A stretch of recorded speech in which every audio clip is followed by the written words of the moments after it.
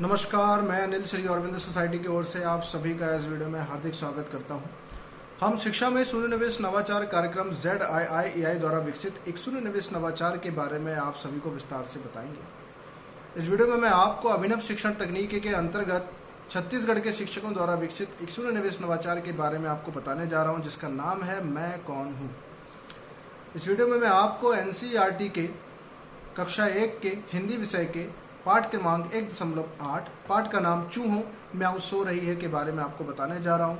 साथ ही साथ मैं आपको यह भी बताऊंगा कि आखिर इस पाठ को इस नवाचार के साथ सम्मिलित करके हम किस प्रकार से कक्षा में क्रियान्वयन कर पाएंगे। इस पूरी प्रक्रिया की जो अवधि है वह 20 मिनट निर्धारित की गई है, जो कि 30 विद्यार्थी एवं एक शिक्षक के अनुपात के अनुसार निर्धारित है। यदि आपकी कक्षा में 30 से कम या ज़्यादा विद्यार्थी हैं तो आप इसकी समय सीमा को भी कम या ज़्यादा कर सकते हैं।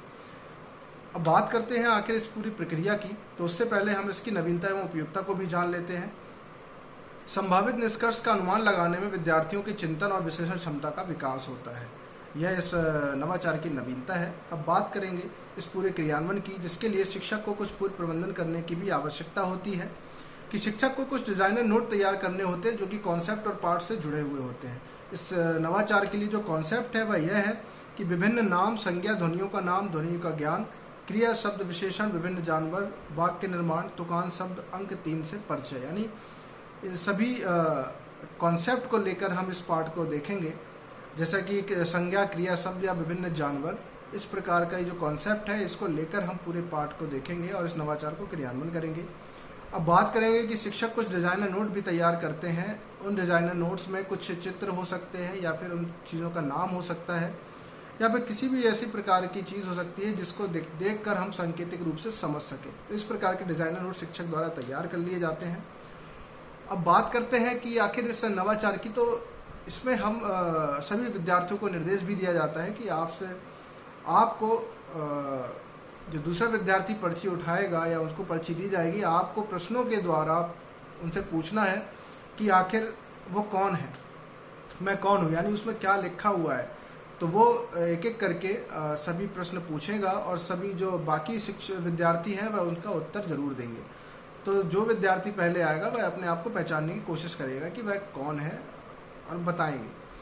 तो इस प्रकार से मान लीजिए जैसे ही विद्यार्थी आते हैं और वह उस शिक्षक उनको एक पर्ची देता है, और जैसे ही शिक्षक उसको पर्ची देता है तो विद्यार्थी पर्ची को खोलता है और देखता है, लेकिन बताता नहीं है कि क्या है। अब जैसे ही विद्यार्थी कुछ प्रश्न पूछता है उसके बारे में, बाकी जो विद्यार्थी हैं वह प्रश्न पूछेंगे कि अच्छा बताइए, मान लीजिए पर्ची में लिखा हुआ है, उदाहरण के साथ इसको समझ लेते हैं। मान लीजिए पर्ची में घर लिखा हुआ है, तो बाकी विद्यार्थी जो प्रश्न पूछेंगे क्या मैं इस पाठ से संबंधित हूँ? तो विद्यार्थी बताएगा या हाँ बिल्कुल संबंधित है। तो फिर वह अगला प्रश्न पूछेंगे कि क्या मैं सजीव चीज़ हूँ या निर्जीव? तो विद्यार्थी बोलेगा कि निर्जीव शब्द है। फिर वो पूछेंगे कि क्या हम इस हमारे आसपास है? तो विद्यार्थी बोलेगा हाँ बिल्कुल है। वह क्या हम उस चीज़ में रहते हैं? तो विद्यार्थी बोलेगा हाँ रहते हैं। तो सभी विद्यार्थी फिर समझ जाएंगे और बोलेंगे क्या वह घर है?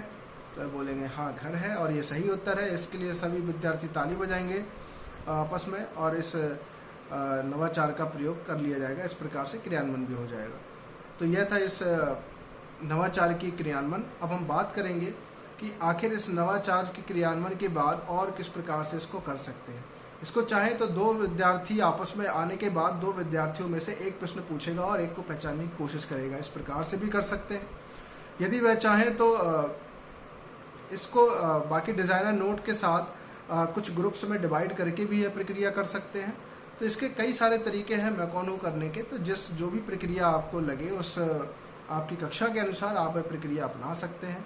तो मैं आशा करता हूँ कि यह वीडियो आपको पसंद आया होगा। तो इस वीडियो को लाइक करें, शेयर करें एवं इस ZIIEI यूट्यूब चैनल को सब्सक्राइब भी करें। और मैं आशा करता हूँ कि आप अपनी अपनी कक्षाओं में इसको क्रियान्वयन जरूर करेंगे। यदि ये वीडियो आप फेसबुक पर देख रहे हैं तो इसको लाइक करें ताकि आपसे जुड़े शिक्षक साथी भी इसको देख पाएँ एवं अपनी अपनी कक्षाओं में इसको क्रियान्वयन जरूर कर सकें। इसी के साथ मैं आप सभी को इस वीडियो देखने के लिए बहुत बहुत धन्यवाद देता हूँ।